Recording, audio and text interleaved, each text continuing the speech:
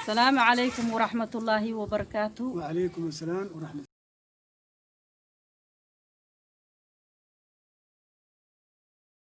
الله وبركاته.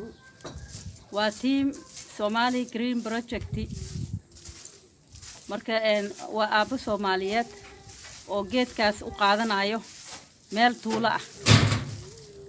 geedaha magaalada waan ku beernaa miyigana waa loo qaataa.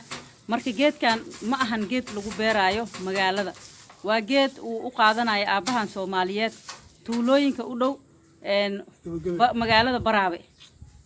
tuulada la yiraahdo Gebageba ayuu u wataa geedkaas, meel dugsi ah, dugsi quraan ah ayuu u wataa. marka meeshaas ayuu ku beeri rabaa. sidaa daraadeed waana ka qayb qaadan doonaa insha Allah haddaan nahay team Somali Green Project nawaaxiga Baraawe dhammaan meelaha tuulooyinka ah oo geedaha aan lahayn iyo intii geeda lehba waan cagaareyn doonaa insha Allah.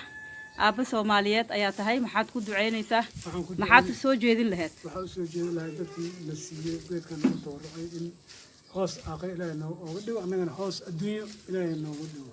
kii adduunyo iyo kii aakhiraba geedahan ilaahay subxaanahu wa tacaala in badan ayuu ka hadlay.